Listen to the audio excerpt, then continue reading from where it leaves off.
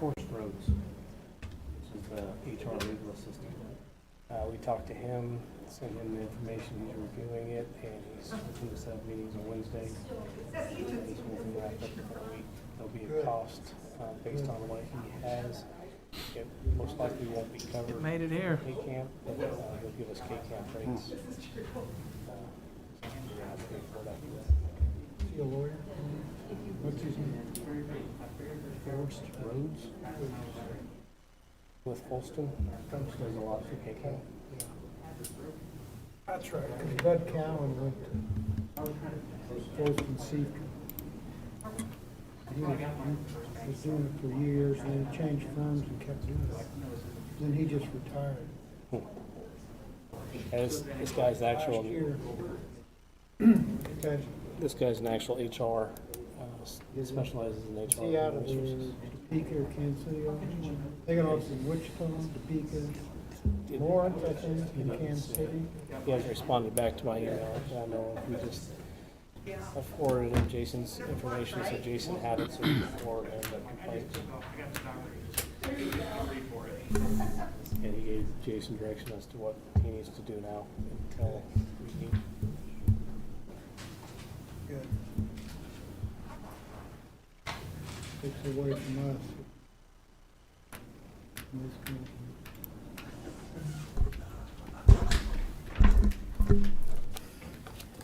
You guys ready? To the boss. Meeting of the Board of Ellis County Commissioners will now come to order. Let's stand for the Pledge of Allegiance. I pledge allegiance to the flag of the United States of America and to the republic for which it stands, one nation, under God, indivisible, with liberty and justice for all.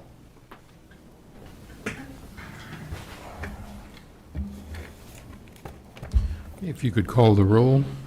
Bobby? Commissioner Dean Hazelworth. Present. Commissioner Chair Butch Schreier. Present. Commissioner Neil Younger. Present. We have a quorum. Okay, and on our order of business tonight, we're going to scratch item number 6, and I believe we have 2 executive sessions. Prior minutes, fellow commissioners, did you read prior minutes, March 15? Looks good to me. Okay, the minutes stand as submitted. Do I hear a motion for the consent agenda? I'll make a motion to approve the consent agenda items A through G. I'll second that. We have a motion and a second. All in favor say aye. Aye. Aye. Motion passes 3-0. Issues from persons not on the order of business. Scott?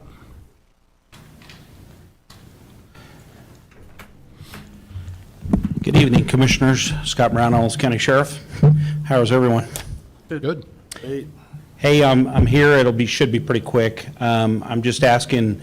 I know that Dean and Neil were at the City Commission, and since then I've had multiple phone calls about UTVs and ATVs in the county and where we stand and what the county's thoughts are on that. And as it's going to progress, I'm pretty sure whether in the city or what, I think it's probably a good idea if we sit down and figure out what the laws that are in regards to that, and if we have any liability as the government to enforce anything like that.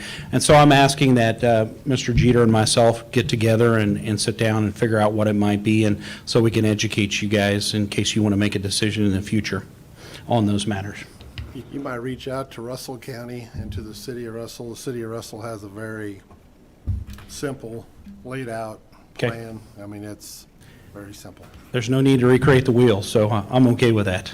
So if you want, you might reach out to him. I was talking to Judge Clark yesterday, and Russell's is very simple. Okay? All right.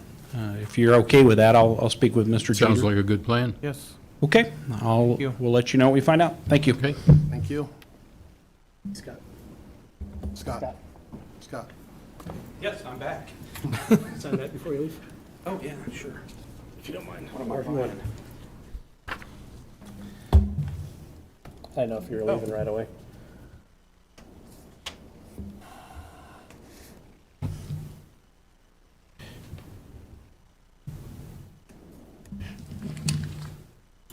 Thank you. Thank you. Okay, next we'll have the virus update from Jason.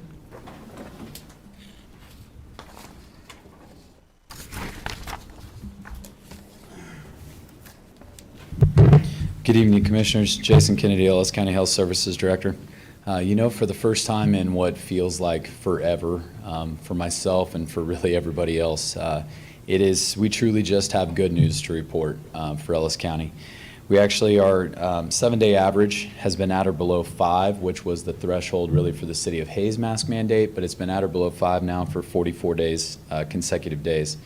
We've actually had 26 consecutive days at or below 1 on our 7-day average, and we're at 14 days at or below 0 as far as the 7-day average goes. So everything it is good. That is good news. Our testing has fallen off some in the last week. I don't know if it's holidays or whatever, but I think we'll continue to see that somewhat trend down, but we also see cases going with it. So we have administered 7,000 first doses through our partnership with, really the community partnership with the health department. And we do believe there's around another 3,700 total first doses that have been given out in Ellis County between the pharmacy partnerships, some of the outside pharmacies that have come in, and really through the hospital and just kind of everybody together. So that brings us up to 9,700, around 10,000 total first doses in our community, which is good. That puts us really at the upper tier statewide as far as doses administered per capita. And so we do encourage people, if they want to be vaccinated, there's multiple opportunities for that. You can get on Walmart's website pretty much any day and pick your time. You can get on Dillon's Pharmacy's giving them. Walgreens Pharmacy's giving them, and we still are administering them as well through the clinic out at the mall. We've actually partnered up, worked with Hayes Med for a large drive-through this coming weekend on the 10th. We actually have provided 900 total doses for the community of the Johnson & Johnson vaccine that will be given out there as kind of a standard drive-through format like they do with their flu drive. So we encourage anybody that wants to receive the Johnson & Johnson to come out and be a part of that. And we're also working with plans with Fort Hays State University to look at a similar type of open scheduling, vaccine availability for their campus population here before the kids do leave for summer break. So we've got some good things moving with the vaccine. We have plenty of availability. Now we just need to encourage people to come in and get it. So they can always sign up on the ellisco.net, go there, they can sign up on our website, or we really encourage them to be vaccinated wherever is convenient for them. That is about the extent of my report for COVID tonight. Do you guys have any questions for me? Keep up the good work. You've been doing a great job, Jason. Thanks for everything you do. Yeah, it all sounds good, Jason. Good deal. Thanks All for right, well, I hanging. appreciate it. I think I'm next. So you're next with the Ellis County Emergency Management's donation? Sure. So Midwest Energy actually has provided us again with a grant to our CPR for Life program, which is it's a really neat program. It's kind of an offshoot from Ellis County EMS. They run independently, and they provide around 100 classes a year to the community for basic hands-only CPR up to full provider CPR. So it's a great program. Midwest Energy provided us a grant 2 years ago for a very similar purpose, and what the money is utilized for is actually to purchase the CPR mannequins. But the new mannequins actually have a really neat, well, everything has an app, but everything's got a computer as well. But they actually provide real-time feedback. While you're doing CPR, you can see on the computer whether you're doing appropriate compressions, whether your rate's right. And so it was a mandate 2 years ago that we move all CPR mannequins to this. Midwest Energy provided us that first grant to get us started, and then they provided another grant this year. So we're really thankful for that partnership, really with the whole community, but with to Midwest for providing that money to help keep that program going. So Sounds good. All CPR is essential. it is, and we encourage really anybody. You can call EMS office, or you can send an email to cprforlife@ellisco.net. And if you want to have a course, now that we're able to start gathering again, if you want to have a course at your organization, you want to send them down to us, we'll work with you to make sure that we get people trained. Good deal. Yep, absolutely. Thanks, Commissioner. Thank you, Jason. Thank you.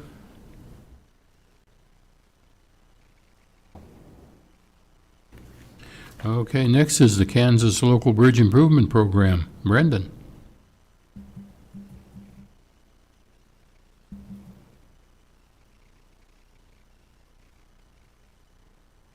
Good evening, Commissioners. Brendan McKay, Ellis County Public Works Director. So what's before you is the design engineering agreement from Penco Engineering to do the pre-engineering and design work for the bridge that we were replacing as part of the KLBIP program. So last year, the county was selected to replace this bridge, 619-420.1. Doesn't explain a lot. It's 13.9 miles north of Catherine and a half mile east. Part of this grant, the KLBIP, it's for bridges that are off system between 20 and 50 feet in length and have a low ADT. So bridges otherwise that the county wouldn't necessarily be able to replace on its own without this sort of grant. So we were selected last year and provide up to $200,000 in funding. So this design engineering agreement would be for all the engineering costs for the project except for the geological study, which they will help facilitate hiring the contractor with, and the county will be responsible for that cost as well. The total cost to the county with current estimates is going to be around $56,000 for the total project with what the state's also providing. So it's a $260,000 bridge, $256,000 bridge. Our cost will be $60,000 or so. Yeah, that's reasonable. For the bridges that this program replaces, unfortunately, there's not a lot of ways the county can do it without this sort of program in place, because the amount of traffic that bridge would see doesn't justify always the cost it would be on the county to replace it for the one or two vehicles that may go there a week or a day. So I'd like if the commission would accept the agreement from Penco Engineering. What kind of bridge is this we're replacing? It's I believe this one's an old timber structure that's in the area. It'll be replaced with a steel span bridge. Commissioners, do you have any questions? I don't. Only thing is, make sure we notify everybody around the area. Yeah, because the bridge is currently there is a timber span. It's got one of the piers is broken off, and the others are not in good shape. They're pretty well rotted. So it's been narrowed down to a one-lane bridge, and it's 3 tons, if I'm not mistaken, at the current posting. So it's either we do this or we close that bridge at this point. When would construction start on that bridge? It'd be here later this fall, in all likelihood. The Okay. KLBIPs go pretty quick with their funding and project selection because of their smaller scale. Commissioners, do I hear a motion? I'll move to approve and sign design engineer agreement from Penco Engineering for KLBIP project number 26C-5092-01 for $15,000. Second? We have a motion and a second. All in favor say aye. Aye. Motion passes 3-0. All right. Thank you very much. Thank you.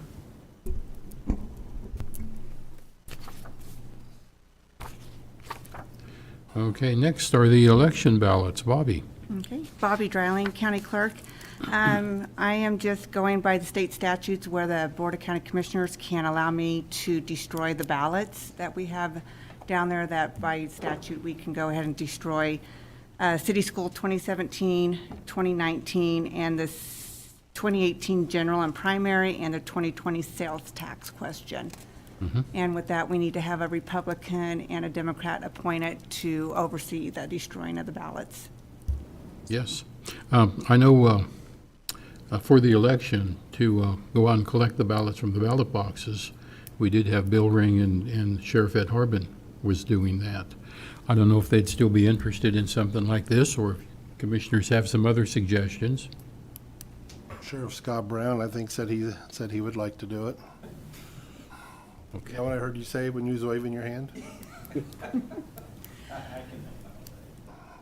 I did have Lisa Ree, the appraiser, volunteer as a Democrat if we were having Okay. trouble finding one, because since Sheriff Harbin had retired.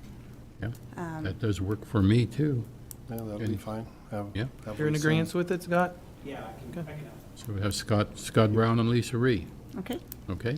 Do we need a motion for this? yes, I do. I move that the commission allow the county clerk to destroy the 2017 and 2019 city school, 2018 general primary, and 2020 sales tax ballots per KSA 252708B, and to appoint Republican Sheriff Scott Brown and Democrat Lisa Reed to oversee the disposal process. I'll second that. Okay, we have a motion and a second. All in favor say aye. Aye. Motion passes 3-0. Thanks, Scott. Thank you. Thank you. Okay, next are the township annual reports. Okay. Bobby Dryling, County Clerk. Every year, the townships are required to submit in their expenditures and revenues for their townships, and so they have done that. I've reviewed each one of them to make sure their ending and beginning balances were correct, and they were. So I just need to make sure that they've been reviewed by the Board of County Commissioners, and I will sign off on them if they look good to you guys. I know I reviewed all of the reports, and I was kind of amazed just to find that many of the smaller townships, it's just for the salaries for those elected, and that's about it. So, but I had no questions on any of them. Fellow commissioners? Oh, I'm good with it. Nope, fine. Okay. All right, thank you. That's all I have. Okay, next we're going to go to the Law Enforcement Center roof. Darren? Good evening, Commissioners. Darren Myers, County Administrator. Within the packet tonight was some drawings, which I'm going to pull up on the screen so we can look at them a little bit better.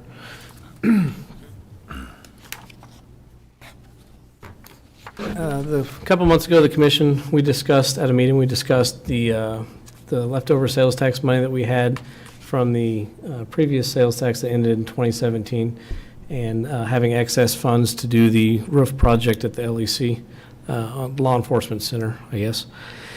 And we entered into a service agreement with an architect to come up with a conceptual design and engineering design for the roof.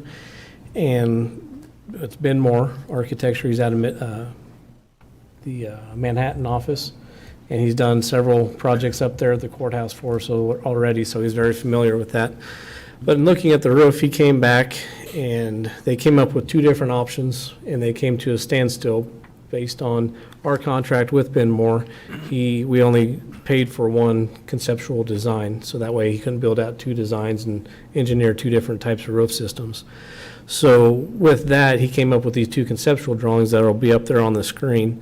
The first one that you can see here, I don't know if you can see very well if your eyes are as good as mine, but I'll zoom in, I guess.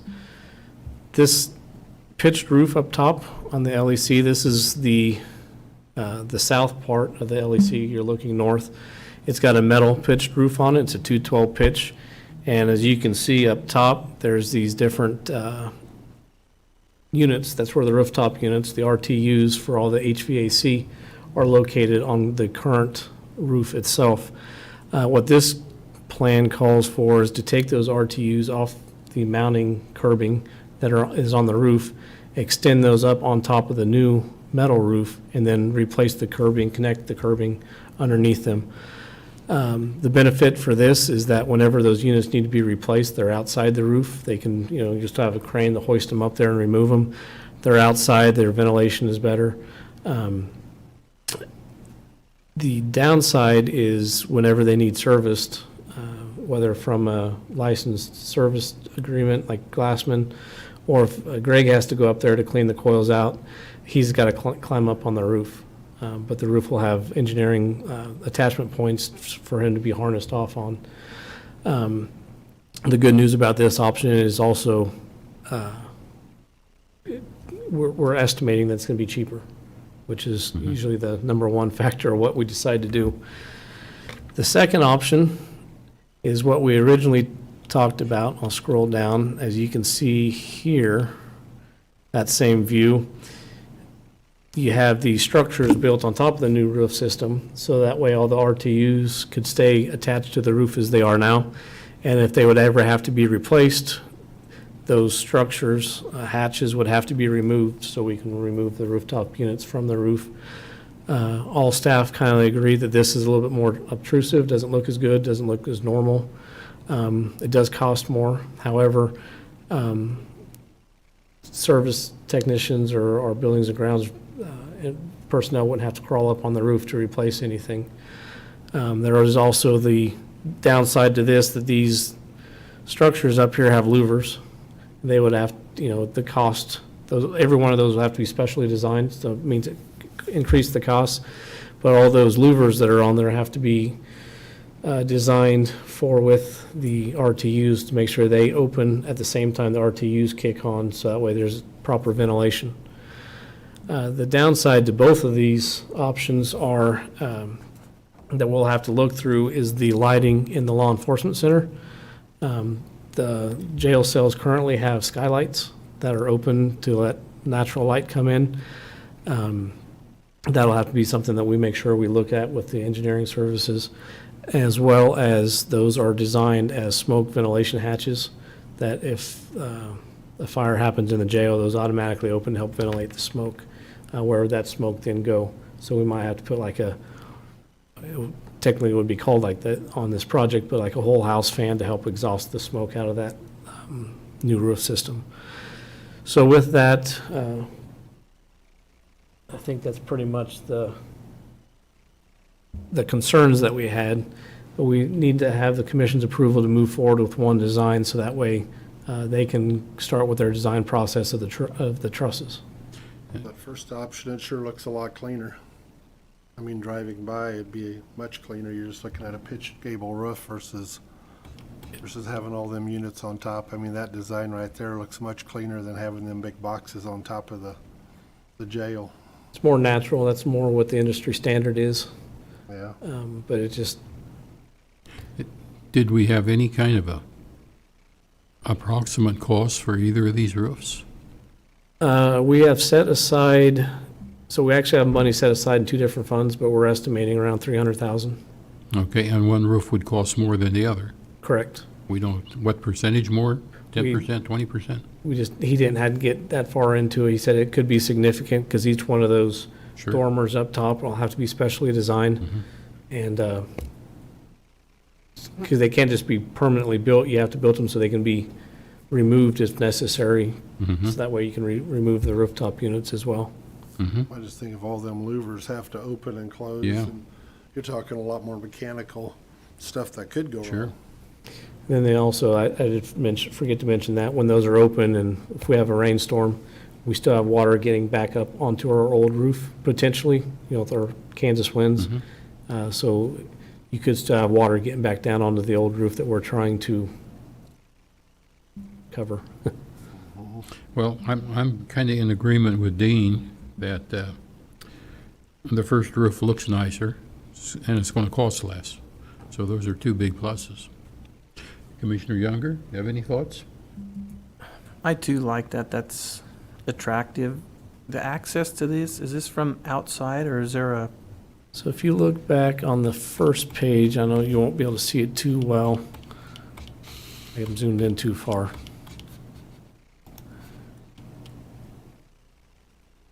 This is the top of the surface of the roof, and this is not truly accurate, but almost each little individual mark you'll see here has a roof penetration, and they're estimating there's a couple hundred roof penetrations, and that's the reason why we're looking at this.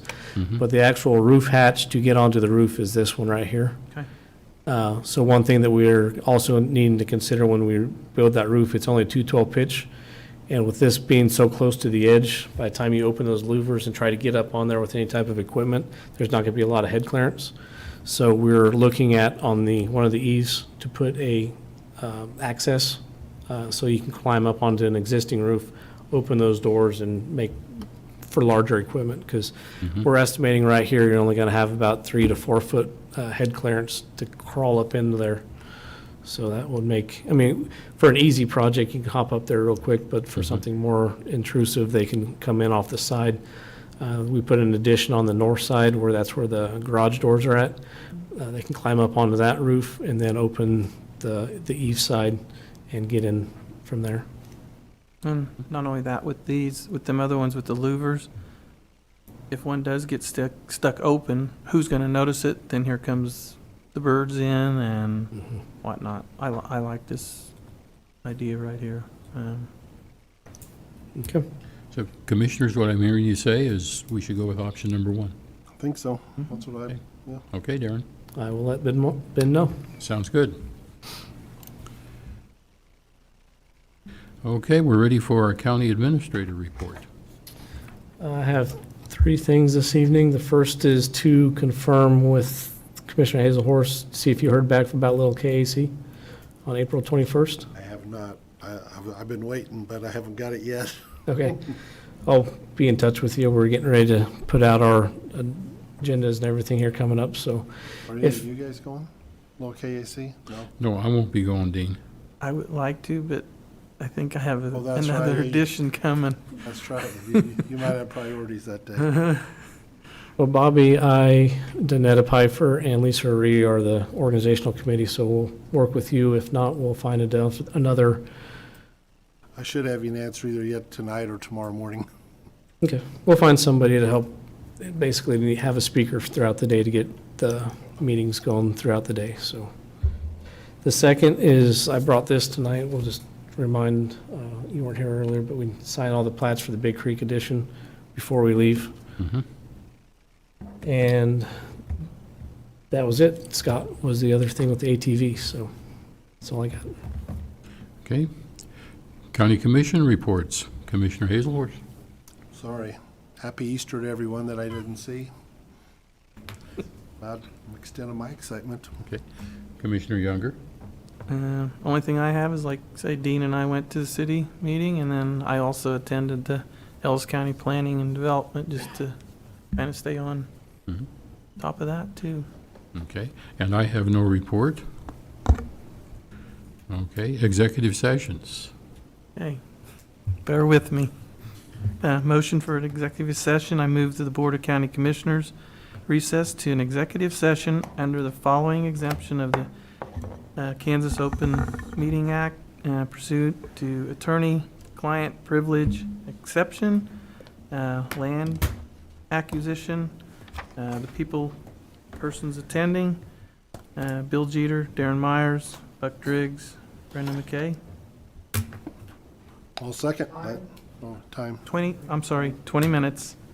I'll second that motion. Okay, we have a motion and a second. All in favor, say aye. Aye. Motion passes 3-0.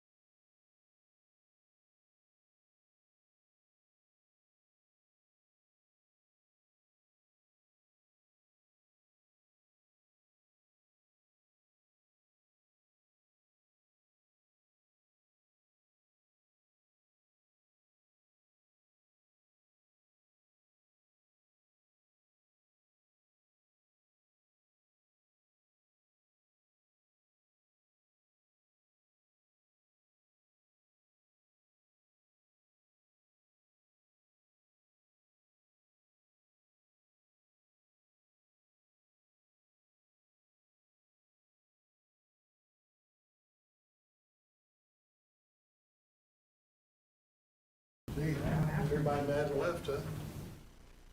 No action, Bobby. No action. Everybody decided they were bored. Yeah. So who has the next one? You have the next one? Yeah. Oh, okay. Zena already give me one. Neil cried and wanted them all. I I did not. see.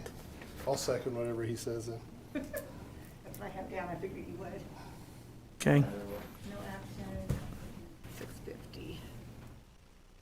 I move to the, you right? Yeah. Okay. I move that the Board of County Commissioners recess to executive session under the following exemption of the Kansas Open Meeting Act, pursuit the attorney-client privilege exemption, lease negotiation, Bill Jeter, Darren Myers, and a 20-minute.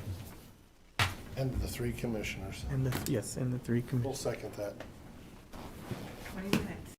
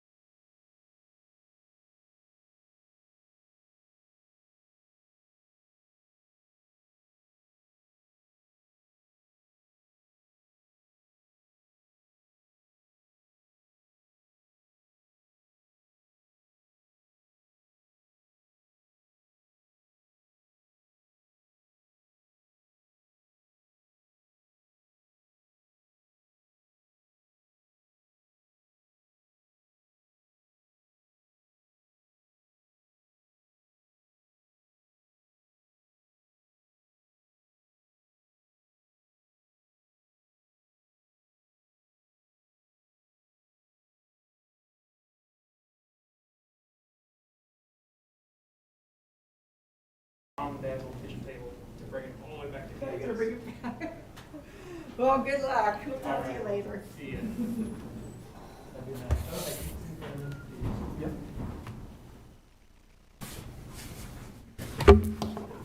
Well, I need to sign this. I'll roll it out over here. Okay, there's no action, and the meeting will adjourn at 6:15. Who ends up getting these? Well, Bobby does.